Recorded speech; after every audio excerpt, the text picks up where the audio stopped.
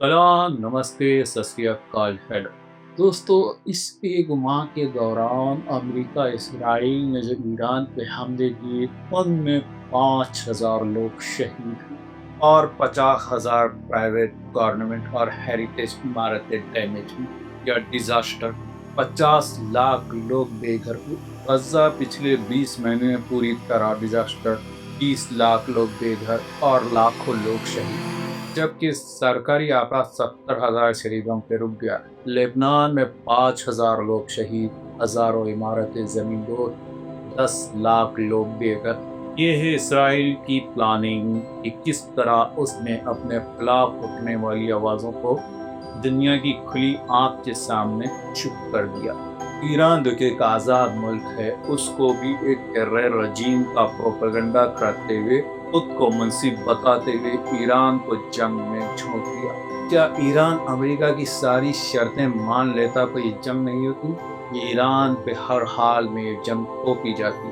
बात सिर्फ ईरान के एटमी ताकत की नहीं, बल्कि ईरान मिडिल ईस्ट के दो कमजोरफों की आंख का कांटा बन गया था। जी हाँ, एक तो सऊदी अरब, जो नहीं चाहता कि ईरान एक इस्लामिक ताकत बन के उभरे, क्योंकि अरब नहीं चाहते कि दुनिया अरब को गैर मुस्लिम समझे। दुनिया जानती है कि इनके रहन सहन यहूदी ईसाइयों जैसे तो है, लेकिन इस्लामिक नहीं। लिहाजा ईरान के सुप्रीम लीडर को जब भी ये देखते, शायद अरब खुद को नंगा समझते। इसलिए खास कर सैयद अली खामेनी उनकी आंख का कांटा थे, क्योंकि नंगे लोग रिवाज वालों को पसंद नहीं करते। लिहाजा इन्होंने प्लान किया कि गैरतमंद सुप्रीम लीडर को दुनिया से मिटा दे, ताकि इनका नंगापन खूब चले। अब देखा दुनिया इन नंगों पे थूकती है या खुद इनके साथ नंगी होती है। और दूसरी तरफ एक और कमजोर इसराइल, जो ईरान को फौजी ताकत बनने से रोकना चाह रहा था, क्योंकि वो ग्रेटेस्ट इसराइल चाहता है, लेकिन ईरान के होते हुए उसका ये ख्वाब पूरा नहीं हो सकता। लिहाजा ईरान को अपने रास्ते से हटाने की हर मुमकिन कोशिश कर रहा है, लेकिन ये काम वो अमेरिका की मदद के बगैर नहीं कर सकता। इसराइल की ये कोशिश बरसों से है, पर वो किसी भी अमरीकी सदर को शीशे में उतारने में नाकाम है। आखिरकार एक अहमक लालची अमरीकी सदर ट्रंप की शक्ल में उसको मिल गया। अफवाह तो यह भी है कि नेतन्याहू इस तेल फाइल को लेकर ट्रंप को ब्लैकमेल या धमकाया होगा। सारी अफवाह ही है। ट्रंप कोई छोटा मोटा मुल्क का सदर तो है नहीं जिसे ब्लैकमेल या धमका के अपना काम निकाल दे। ट्रंप लालची आदमी है और तेल का प्यासा है। सारी दुनिया का तेल पी के भी वो शेर नहीं होने वाला। इंशाल्लाह वो पानी की जगह तेल पी के ही मरेगा। नेतन्याहू ट्रंप को ईरान के तेल और गैस का सब्ज बाग दिखाया, जिस तरह इमाम हुसैन के कत्ल के लिए इब्न जियाद ने उमर साद को हुकूमत राय का लालच दिया, जो खुरासान कहलाता है। बस यही तेल और गैस की लालच में ट्रंप वक्त का उमर साद, नेतन्याहू वक्त का इब्न जियाद और बिन सलमान जो वक्त के यजीद का किरदार निभाते हुए ईरान की तबाही का प्लान कर चुके।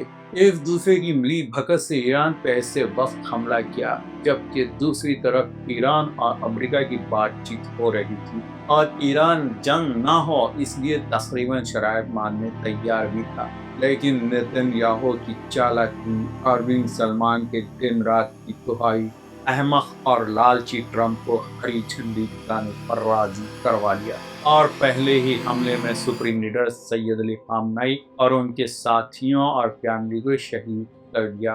अब यहाँ से शुरू होती है ईरान की जवाबी कार्रवाई। ईरान के पास कोई खास नेवी है, ना एयरफोर्स, ना एयर डिफेंस सिस्टम। ईरान की सबसे बड़ी ताकत है उसकी मिसाइल और ड्रोन। ईरान को अगर दुश्मन के किसी एक ठिकाने को टारगेट करना हो तो उसे कम से कम 25 मिसाइल छोड़ने होते हैं, जिसमें से 22-23 तो दुश्मन की तरफ से रोक लिए जाते हैं। एक या दो ही टारगेट पर लगते हैं। मिसाइल का ज्यादा से ज्यादा असर ये होता है कि वो किसी एक इमारत के कुछ हिस्से को डैमेज कर सकते हैं। अगर सड़क पे गिरते हैं तो खड्डा कर सकते हैं। हाँ, अगर कोई गैस या पेट्रोलियम गैजेट पे ड्रोन या मिसाइल गिरता है तो कोई बड़ा धमाका हो सकता है।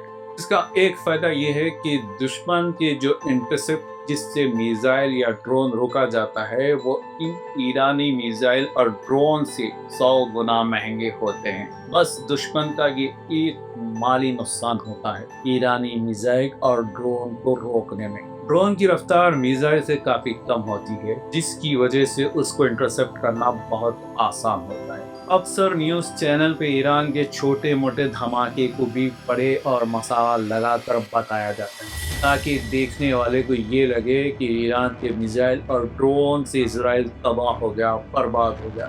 ایسے نیوز اس لیے دیے جاتے ہیں کہ یوٹیوب اور نیوز سے جو جڑے ہوتے ہیں وہ ٹوٹل مسلمان ہی ہوتے ہیں۔ کوئی یہودی یا عیسائی یہ نیوز نہیں دیکھتا، ہاں ہندوستانی دیکھتے ہیں، پاکستانی دیکھتے ہیں، لہذا یوٹیوبر اپنے ویورز کو ایکسائٹیڈ کرتے ہیں۔ اس طرح اسرائیل کو ایک موقع مل جاتا ہے ایران اور اس کے پراکسی پہ حملہ کرنے کا۔ جواب میں وہ اس قدر برے حملے کرتا ہے کہ عمارتوں کی عمارتیں ملبے میں بدل جاتی ہیں۔ نہ اپنے اس ظلم کا دنیا کے سامنے دکھاوا کرتا ہے، بس اپنے راستے میں آنے والے ہر فرد، ہر شہر اور ہر ملک کو تباہ کرتے ہوئے آگے بڑھ رہا ہے۔ اس کے ظلم کے خلاف کوئی ملک نہیں بول سکتا کیونکہ اس کے پاس موساد نام کا ایک کلر گینگ ہے جو اپنے مخالفین کو گھر میں گھس کے مارتا ہے۔ اس لیے دنیا کے بڑے سے بڑے لیڈر اسرائیل سے ڈرتے ہیں۔ ہاں تو ہم ایران کے ان ہتھیاروں کی بات کر رہے تھے جو دشمن پہ ایران برسا سکتا ہے۔ دوسری طرف ایران کا ڈیفنس سسٹم کچھ نہیں ہے۔ ایران سیٹلائٹ سے اپنی طرف آنے والے فائٹر پلین، بم برسانے والے جہازوں کو دیکھ تو سکتا ہے لیکن انہیں روک نہیں سکتا۔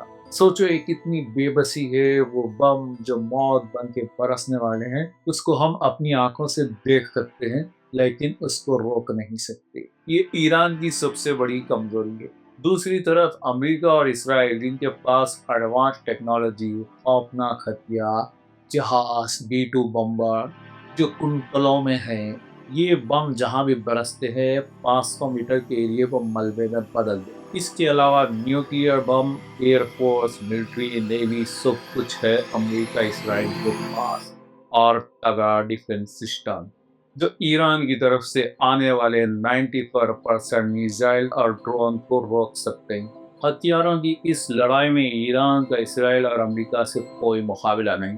یوں سمجھے کہ ایران تیر اور تلوار کا مقابلہ ایک معمولی لکڑی سے کر رہا ہے، اور تیر تلوار کھاتے ہوئے بھی اپنے ہاتھ میں جو لکڑی ہے اس سے دشمن پہ ایسے وار کر رہا ہے جو دشمن کو تلوار اور تیر سے زیادہ گھاؤ دے رہا ہے۔ بس ایران کے پاس کوئی طاقت ہے تو وہ ہے اس کی خودداری، ہمت اور غیرت، جو ایرانی فوج اور پبلک کو مرنے کی اجازت تو دیتی ہے لیکن جھکنے یا ٹوٹنے کی نہیں۔ ایران شہید تو دے سکتے ہیں لیکن جھک نہیں سکتے، پر یہ شہید کب تک دیں گے؟ اسرائیل، امریکہ جب چاہے جہاں چاہے ایران کے A1 لیڈرز کو ٹارگٹ کلنگ کر سکتا ہے۔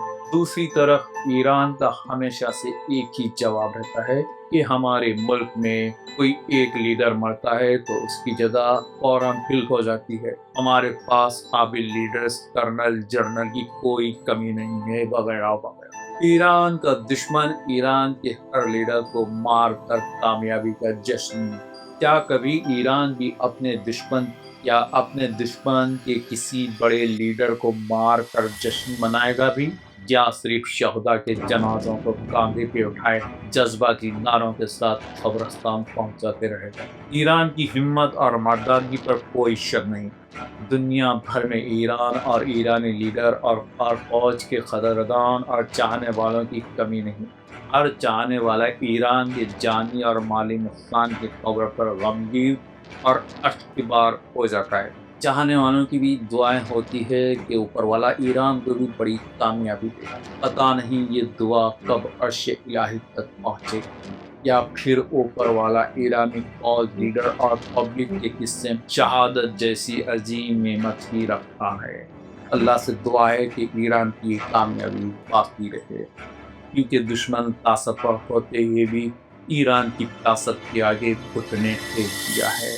والسلام۔ اب اجازت دے اپنے دوست سلمان حیدر کو۔ ویڈیو اگر اچھی لگی تو لائک شیئر اور اس چینل کو سبسکرائب کیجیے۔